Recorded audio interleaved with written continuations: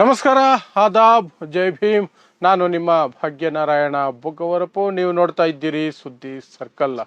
ತಮಿಳುನಾಡು, ನೆರೆಯ ತಮಿಳುನಾಡಿನಲ್ಲಿ ಮುಂದಿನ ತಿಂಗಳು 23ನೇ ತಾರೀಕು ಚುನಾವಣೆ ಇದೆ.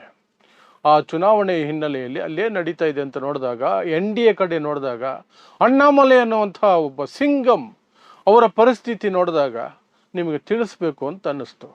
ಮೊದಲಿಗೆ ಅಣ್ಣಾಮಲೈ ಸಿಂಗಂ ಅಂತ ಹೆಸರು ತಗೊಂಡು ಕರ್ನಾಟಕದಲ್ಲಿ ಒಳ್ಳೆ ಹೆಸರು, ಪೊಲೀಸ್ ಆಫೀಸರ್ ಆಗಿದ್ರು, IPS ಆಫೀಸರ್ ಆಗಿದ್ರು. ಅದ್ಯಾಕೋ ಅವ್ರಿಗೆ ಬೇಕಾಗಿರಲಿಲ್ಲ, ಸಾಕಾಗೋಯ್ತು ಅನಿಸುತ್ತೆ. ನಾನು ರಾಜಕೀಯಕ್ಕೆ ಹೋಗ್ತೀನಿ, ಅದರಲ್ಲೂ BJPಗೆ ಹೋಗ್ತೀನಿ ಅಂತ ತಮಿಳುನಾಡಿಗೆ, ತಮ್ಮ ತವರು ರಾಜ್ಯ ತಮಿಳುನಾಡಿಗೆ ಹೋದರು. ಅಲ್ಲಿ ಹೋಗಿ BJPಯಲ್ಲಿ ಸೇರ್ಕೊಂಡಿದ್ದು ಆಯಿತು, BJPಯಿಂದ ರಾಜ್ಯಾಧ್ಯಕ್ಷ ಮಾಡಿದ್ದು ಆಯಿತು. ಆನಂತರ ಚುನಾವಣೆಗಳ ಮೇಲೆ ಚುನಾವಣೆ ಸೋತಿದ್ದು ಆಯಿತು. ಇದರಿಂದ ಬೇಸತ್ತಂತಹ BJP ಯಾವುದೋ ಸನ್ನಿವೇಶದಲ್ಲಿ ಆಮೇಲೆ ವಿವರಿಸ್ತೀನಿ. ಆ ಸನ್ನಿವೇಶ ಏನು ಅಂದರೆ, ಅವರನ್ನು ರಾಜ್ಯಾಧ್ಯಕ್ಷ ಪಟ್ಟದಿಂದ ಕಿತ್ತು ಬಿಸಾಕ್ತು.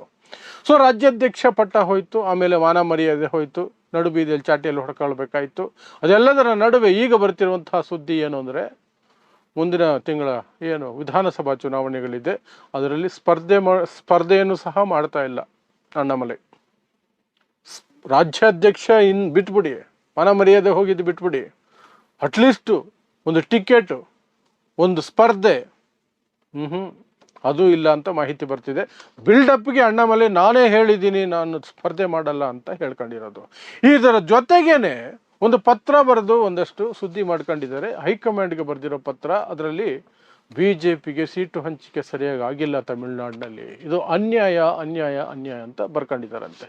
ಸೊ ಏನೇನು ಆಯಿತು, ಏನೇನು ಆಗ್ತಿದೆ ಅಣ್ಣಾಮಲೈ ವಿಚಾರದಲ್ಲಿ ತಮಿಳುನಾಡಿನಲ್ಲಿ, ಅಣ್ಣಾಮಲೈ ಅಂದರೆ BJPಯ ವಿಚಾರದಲ್ಲಿ, ಮತ್ತು NDA, AIADMK ಮತ್ತು ಮಿತ್ರ ಪಕ್ಷಗಳು ಪ್ಲಸ್ BJP ಏನು ನಡೀತಾ ಇದೆ ಅಲ್ಲಿ, ಸೀಟು ಹಂಚಿಕೆ ಯಾವ ರೀತಿ ಮಾಡ್ಕೊಂಡಿದ್ದಾರೆ ವಿವರಿಸುವಂತಹ ಪ್ರಯತ್ನವನ್ನು ಮಾಡ್ತೀನಿ. ಸೊ ನಾನು ನಿಮಗೆ ಮೊದಲೇ ಆರಂಭದಲ್ಲೇ ಹೇಳ್ದಂಗೆ, ಒಂದು ದೊಡ್ಡ ಸಿಂಹದ ರೀತಿಯಾದಂತಹ ಬಿಲ್ಡಪ್ ತಗೊಂಡು ಕರ್ನಾಟಕದಲ್ಲಿ ಒಬ್ಬರು IPS ಆಫೀಸರ್ ಇದ್ದರು, ಅಣ್ಣಾಮಲೈ ಅಂತ, ತಮಿಳುನಾಡು ಮೂಲದವರು. ಅವರು ಈ ಚಿಕ್ಕಮಗಳೂರು ಆ ಕಡೆ ಎಲ್ಲ SP ಆಗಿ ಒಳ್ಳೆ ಕೆಲಸ ಮಾಡ್ತಿದ್ರು, ಒಳ್ಳೆ ಹೆಸರಿತ್ತು, ಅವಾಜ್ ಹಾಕೋದು ಏನೇನು ಮಾಡ್ತಿದ್ರು. TV ಚಾನಲ್ ಅವರೆಲ್ಲ ಸಿಂಗಂ ಸಿಂಗಂ ಅಂತ ಹೆಸರು ಕೊಟ್ಬಿಟ್ರು. ಸೊ ಆ ಸಿಂಗಂ ಜೋಶಲ್ಲೇ ಮೀಡಿಯಾದವ್ರು ಬಾಯಿ ಬಡ್ಕೊಳ್ತಿದ್ರು. ಬಟ್ ಈ ದಿಢೀರಂತ ಅವರು, ಇಲ್ಲ ನಾನು ಸಿಂಗಮ್ ಅಲ್ಲ, ಎಂಥದ್ದು ಇಲ್ಲ, ನಾನೊಬ್ಬ ಪೊಲಿಟಿಷಿಯನ್, ರಾಜೀನಾಮೆ ಕೊಟ್ಟುಬಿಟ್ಟಿದ್ದೀನಿ, ನಾನು ತವರು ರಾಜ್ಯ ತಮಿಳ್ನಾಡಿಗೆ ಹೋಗ್ತೀನಿ, BJP ಸೇರ್ತೀನಿ ಅಂತ ಅಂದ್ಬಿಟ್ರು. ಅಲ್ಲಿಗೆ ಸಿಂಗಂ ಹೋಗಿ ಅಲ್ಲಿ BJP ಮೆಂಬರ್ ಆಗೋಯ್ತು. ಆ ಸ್ವಲ್ಪ ದಿನಗಳಲ್ಲೇ BJPಯಲ್ಲಿ ಸ್ವಲ್ಪ ಬೆಳವಣಿಗೆ ಕಂಡ್ರು. ಅವ್ರಿಗೆ ರಾಜ್ಯಾಧ್ಯಕ್ಷ ಪಟ್ಟ ಕೊಟ್ಟರು. 2024ರ ಲೋಕಸಭಾ ಚುನಾವಣೆ ಸಂದರ್ಭದಲ್ಲಿ ನಮ್ಮ ಕೆಪಾಸಿಟಿನೇ ಬೇರೆ, ನಾವ್ಯಾಕೆ AIADMK ಜೊತೆಯಲ್ಲಿ ಮೈತ್ರಿ ಮಾಡ್ತಿದ್ದೀವಿ, ತಳ್ಳ್ರಿ ಅವರನ್ನ ಪಕ್ಕಕ್ಕೆ ಅಂತಂದರು. AIADMK ಜೊತೆ ಮೈತ್ರಿಯನ್ನು ಅಣ್ಣಾಮಲೈ ಮಾತು ನಂಬಿಕೊಂಡು ಹೈಕಮಾಂಡ್ ಮೀನ್ಸ್ ಅಲ್ಲಿ ನಡ್ಡಾ ಪಡ್ಡ ಅವಾಗ ಅಧ್ಯಕ್ಷರಾಗಿದ್ದರು, ಅವ್ರ ಮಾತು ಯಾರು ಕೇಳಲ್ಲ ಬಿಡಿ. BJPಯಲ್ಲಿ ಅಮಿತ್ ಶಾ ಮತ್ತು ನರೇಂದ್ರ ಮೋದಿ ಅವರು ನಂಬೋದ್ರು ಅಣ್ಣಾಮಲೈನ, ಪಾಪ ನಂಬಿ AIADMK ಜೊತೆ ಮೈತ್ರಿ ಮುರ್ಕೊಂಡ್ರು. ಅಲ್ಲಿಗೆ ಅಲ್ಲಿ ಸರ್ವನಾಶ ಆಗೋಯ್ತು, ಏನು ಗೆಲ್ಲಿಲ್ಲ ಅವರು. ಆಮೇಲೆ ಜ್ಞಾನೋದಯ ಆಯಿತು, ಅರೆ ಈ ಅಣ್ಣಾಮಲೈನ ನಂಬ್ಕೊಂಡ್ರೆ ನಮ್ಮ ಜೀವನ ಹಿಂಗೆ, ತಮಿಳ್ನಾಡಿನಲ್ಲಿ ನಾವಿನ್ಯಾವತ್ತೂ ಚಿಗುರೋಕ್ಕಾಗೋದಿಲ್ಲ, ತಾಮರೆ ಮರಳುಂ ಅಂತ ತಮಿಳ್ನಾಡಲ್ಲಿ ಹೇಳ್ಕೊಂಡು ಓಡಾಡ್ತಿದ್ರು ತಮಿಳಲ್ಲಿ. ತಾವರೆ ಅರಳುತ್ತೆ ಅಂತ. ಬಟ್ ಅರಳೋ ಸೂಚನೆಗಳು ಸಿಗಲಿಲ್ಲ ಅಣ್ಣಾಮಲೈ ಕಾರಣಕ್ಕೆ. ಹಾಗಾಗಿ ಮತ್ತೆ AIADMK ಕದ ತಟ್ಟಿದ್ರು BJP ಹೋಗಿ. AIADMK ಕದ ತಟ್ಟಿದ ತಕ್ಷಣ AIADMK ಮೈತ್ರಿ ಮಾಡ್ಕೊಳ್ಳೋದು ಪಕ್ಕಕ್ಕಿರಲಿ, ಮಾಡ್ಕೊಳ್ಬೇಕು ಅಂತ ಹೇಳಬೇಕು ಅಂದ್ರೆ ನೀವು ನಮ್ದೊಂದು ಕಂಡೀಷನ್ ಇದೆ ಅಂದ್ಬಿಟ್ರು. ಏನು ಅದು ಅಂದರೆ, ಅಣ್ಣಾಮಲೈನ ರಾಜ್ಯಾಧ್ಯಕ್ಷ ಪಟ್ಟದಿಂದ ಕಿತ್ತು ಬಿಸಾಕಬೇಕು ಅಂತ. BJP ಒಪ್ಕೊಳ್ತು, ಅಣ್ಣಾಮಲೈನ ಕಿತ್ತು ಬಿಸಾಕಿದ್ರು. ಹಾಗಾದ ಅವಮಾನ ಇದೆಯಲ್ಲ ಅಣ್ಣಾಮಲೈಗೆ, ಪಾಪ ದೊಡ್ಡ ಅವಮಾನ ಅದು.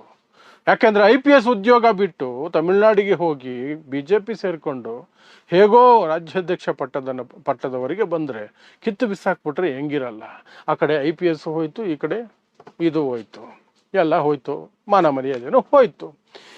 ಆದರೆ ಆ ನಂತರ ಸ್ವಲ್ಪ ಪಕ್ಷದ ಚಟುವಟಿಕೆಗಳಲ್ಲಿ ತುಂಬಾ ಕಡಿಮೆ ಅವರು ಭಾಗವಹಿಸ್ತಾ ಇದ್ದಿದ್ದು. ಬಟ್ ಈಗ ಎಲೆಕ್ಷನ್ ಅಲ್ಲ, ಈ ಸಂದರ್ಭದಲ್ಲಿ ನಾಯಕ ಅಂತ ಕರೆಸ್ಕೊಳ್ಬೇಕಾದ್ರೆ, ಪಾರ್ಟಿಯಲ್ಲಿ ದೊಡ್ಡ ಲೀಡರ್ ಅಂತ ಕರೆಸ್ಕೊಳ್ಬೇಕಾದ್ರೆ ಕಾಣಿಸ್ಕೋಬೇಕಲ್ಲ. ಸೊ ದಿಢೀರಂತ ಒಂದು ಪತ್ರ ಬರೆದು ಬಿಟ್ರು. ಯಾರಿಗೆ? ಹೈಕಮಾಂಡ್ ಅಂತ, BJPಯ high command, so called high command, but ವಾಸ್ತವದಲ್ಲಿ ಮೋದಿ ಮತ್ತು ಅಮಿತ್ ಶಾಗೆ ಹೋಗಿರುತ್ತದು.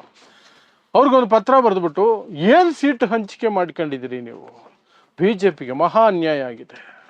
ನಾವು 20% ವೋಟ್ ಶೇರ್ ತಗೊಂಡಿದ್ದವರು ಲೋಕಸಭಾ ಚುನಾವಣೆಗಳಲ್ಲಿ, ನಮಗೆ ಬರೀ 27 ಸೀಟ. 11% ವೋಟ್ ಶೇರ್ ತಗೊಂಡಿದ್ದವರು ಯಾರು? AIADMK ಲೋಕಸಭೆಯಲ್ಲಿ, ಅವ್ರಿಗೆ 169 ಸೀಟ. ದಿಸ್ ಈಸ್ ಅನ್ಅಕ್ಸೆಪ್ಟಬಲ್, ಅನ್ಯಾಯ ಆಗೋಯ್ತು ಅಂತ ಪತ್ರ ಬರೆದ್ರು. ಆ ಸುದ್ದಿಯೊಂದಿಗೆ ಅಣ್ಣಾಮಲೈ ಬದುಕಿದ್ದಾರೆ, ಅಣ್ಣಾಮಲೈ ರಾಜಕೀಯದಲ್ಲಿದ್ದಾರೆ, ಅಣ್ಣಾಮಲೈ ಪವರ್ಫುಲ್ ಆಗಿದ್ದಾರೆ, ಅಣ್ಣಾಮಲೈ ಏನು ಯೋಚನೆ ಮಾಡ್ತಿದ್ದಾರೆ, ಎಲ್ಲ ಸುದ್ದಿಗಳು ಬಂದುಬಿಟ್ರು ಮೀಡಿಯಾದಲ್ಲಿ ಮಿಂಚೋದಕ್ಕೆ ಶುರುವಾದರು. ಅದರ ನಡುವೆ ದಿಢೀರಂತ ಹೇಳಿದ್ರು, ನಾನು ಚುನಾವಣೆಗೆ ನಿಲ್ತಾ ಇಲ್ಲ ಅಂತ. ಆಮೇಲೆ ಬೇರೆ ಮೂಲಗಳು ಹೇಳ್ತಾ ಇರುವಂಥದ್ದು, ಹೈಕಮಾಂಡ್ ಹೇಳಿದಂತೆ ಚುನಾವಣೆಗೆ ನಿಲ್ಲೋ ಆಸೆ ಎಲ್ಲ ಇಟ್ಕೊಬೇಡಕ್ಕಂದ, ನಿನಗೆ ಟಿಕೆಟ್ ಕೊಡಲ್ಲ ಅಂತ. ಹಾಗಾಗಿ ಆ ಅವಮಾನ, ಎಕ್ಸ್ಟ್ರಾ ಬೋನಸ್ ಅವಮಾನ ಯಾಕೆ ಬೇಕು ಅಂತ ಸ್ವತಃ ಇವರೇ, ನಾನು ನಿಲ್ಲಲ್ಲ ಬಟ್ BJPಗೆ ಅನ್ಯಾಯ ಆಗ್ತಿದೆ ನೋಡ್ಕೊಂಬಿಡಿ ಅಂತ. ಸೊ ಆ್ಯಕ್ಚುಲ್ ಆಗಿ ಏನು ಸೀಟ್ ಶೇರಿಂಗ್ ಏನು ಮಾಡ್ಕೊಂಡಿದ್ದಾರೆ ಅಂದರೆ, ಅಲ್ಲಿ 234 ಸೀಟ್ ಇರೋದಲ್ಲಿ ಅದರಲ್ಲಿ 169 AIADMKಗೆ, ಇನ್ನು 27 ಸೀಟು BJPಗೆ ಬಿಟ್ಕೊಟ್ಟಿದ್ದಾರೆ. 27ರಲ್ಲಿ 27 ಗೆದ್ರೂ ಅವರನ್ನು ಗೆದ್ದು ಅಧಿಕಾರಕ್ಕೆ ಬಂದರೆ ಸರ್ಕಾರದ ಭಾಗವಾಗಿ ತಗೊಳ್ಳೋದಿಲ್ಲ AIADMK. ಅವ್ರನ್ನ ಮಂತ್ರಿ ಮಾಡಲ್ಲ, ಎಂಥದ್ದಿಲ್ಲ, ಔಟ್ಸೈಡ್ ಸಪೋರ್ಟ್ ಅಷ್ಟೇ ಕೊಡಬೇಕು. ಇದು ಕಂಡೀಷನ್ ಮೊದಲಿಂದ ಇದೆ. DMKನೂ ಅಷ್ಟೇ, ಕಾಂಗ್ರೆಸ್ನ ಹೊರಗಡೆ ಸೇರಿಸ್ಕೊಳ್ಳೋದಿಲ್ಲ. ಅವ್ರು ಏನಿದ್ರು ಔಟ್ಸೈಡು, ಗೇಟ್ ಹೊರಗಡೆನೆ ಕಾಂಗ್ರೆಸ್ DMK ಮುಂದೆ. ಹಾಗೆ ಇಲ್ಲಿ AIADMK ಮುಂದೆ BJPದ ಅದೇ ಬಾಳು. ಇನ್ನು ಉಳಿದ ಮಿತ್ರ ಪಕ್ಷಗಳಿಗೆ 38 ಸೀಟ್ ಬಿಟ್ಕೊಟ್ಟಿದ್ದಾರೆ. ಆ ಮೂಲಕ 234 ಆಗಿದೆ. ಈ ಕಡೆ DMKದು ನೋಡಿದ್ರೆ 164 ಸೀಟು, ಇವ್ರಿಗಿಂತ ಕಡಿಮೆನೇ, AIADMKಗಿಂತ ಕಡಿಮೆನೇ DMK ತಗೊಂಡಿದೆ. ಕಾಂಗ್ರೆಸ್ಗೆ ಒಂದು 28 ಸೀಟ್ ಬಿಟ್ಕೊಟ್ಟಿದೆ. ಇನ್ನೊಂದು 42 ಸೀಟು ಇತರೆ ಮಿತ್ರ ಪಕ್ಷಗಳಿಗೆ, 1 ಸೀಟ್, 2 ಸೀಟ್, 3 ಸೀಟ್, 5 ಸೀಟ್ ಈ ರೀತಿ ಬಿಟ್ಕೊಟ್ಕೊಂಡಿದ್ದಾರೆ. ಈ ಇದೆಯಲ್ಲ 169 AIADMKಗೆ, 27 BJPಗೆ, ಇಲ್ಲಿ ಬರೀ 27 ಸೀಟ ನಮಗೆ ಅಂತ ಅಣ್ಣಾಮಲೈ ಪತ್ರ ಬರೆದಿರೋದು. ಯಾಕಂದರೆ ನಾನು ಇದ್ದೀನಿ ಅಂತ ಗೊತ್ತಾಗಬೇಕು ಅಂದರೆ ನ್ಯೂಸ್ ಚಾನೆಲ್ಗಳಲ್ಲಿ ಎಲ್ಲ ಕಡೆ ಬರಬೇಕು ಸುದ್ದಿ ಅಂದರೆ ಈ ರೀತಿ ಒಂದು ಪತ್ರ ಬರೀಬೇಕಲ್ಲ. ಸೊ ಆ ರೀತಿಯಾಗಿ ಒಂದು ಪತ್ರ ಬರೆದಿದ್ದಾರೆ. ಆ ಪತ್ರದ ಕಾರಣಕ್ಕೋ ಏನೋ ಈಗ ನಾನು ಚುನಾವಣೆಗೆ ನಿಲ್ಲಲ್ಲ ಅಂತ ಅವರೇ ಹೇಳ್ಕೊಂಡಿದ್ದಾರೆ. ಬಟ್ ಬರ್ತಿರೋ ಮಾಹಿತಿ ಪ್ರಕಾರ ಅಲ್ಲಿಂದನೇ ಹೇಳಿದ್ದಾರೆ, ಚುನಾವಣೆಗೆಲ್ಲ ನಿನ್ನನ್ನು ನಿಲ್ಸೋಕ್ಕಾಗೋದಿಲ್ಲ, ಸಾಕು ನೀನು ಮಾಡಿರೋದು, ಸ್ವಲ್ಪ ಸೈಡ್ಗಿದ್ರೆ ಒಳ್ಳೆಯದು. AIADMK ಅವರು ಹೊಡೆಯೋಕ್ಕೆ ಬರ್ತಾರೆ ನಿನ್ನ ಹೆಸರು ಹೇಳಿದ್ರೆ, ನಿನ್ನನ್ನು ಹತ್ರ ಸೇರ್ಸೋಕ್ಕಾಗಲ್ಲ ಅಂತ ಹೇಳಿದ್ದಾರೆ ಅಂತ ಮಾಹಿತಿ. ಬಟ್ ಗೊತ್ತಿಲ್ಲ, ರಾಜಕೀಯದಲ್ಲಿ ಏನು ಬೇಕಾದ್ರೂ ಆಗ್ಬೋದು.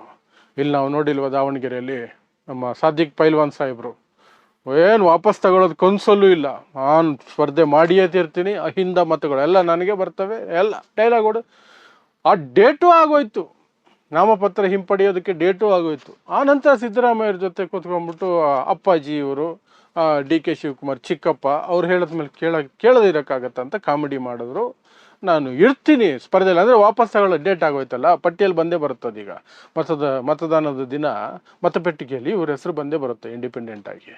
ಬಟ್ ಇವರೇ ಹೋಗಿ ಕಾಂಗ್ರೆಸ್ ಅಭ್ಯರ್ಥಿ ಸಮರ್ಥ ಶಾಮನೂರ್ ಪರವಾಗಿ ಕ್ಯಾಂಪೇನ್ ಮಾಡ್ತಿದ್ದಾರೆ. ಈಗ ನನಗೆ ಓಟ್ ಹಾಕ್ಬಿಡಿ, ನನ್ನ ಹೆಸರು ಇರುತ್ತೆ, ಓಟ್ ಹಾಕ್ಬಿಡಿ, ಸಮರ್ಥಿಗೆ ಹಾಕಿ, ಅವರು ಸಮರ್ಥರಿದ್ದಾರೆ ಅಂತ ಹೇಳ್ಕೊಂಡು ಓಡಾಡ್ಕೊಂಡಿದ್ದಾರೆ. ಅದು ಏನೇನು ಡೀಲ್ ಆಗಿರುತ್ತೆ.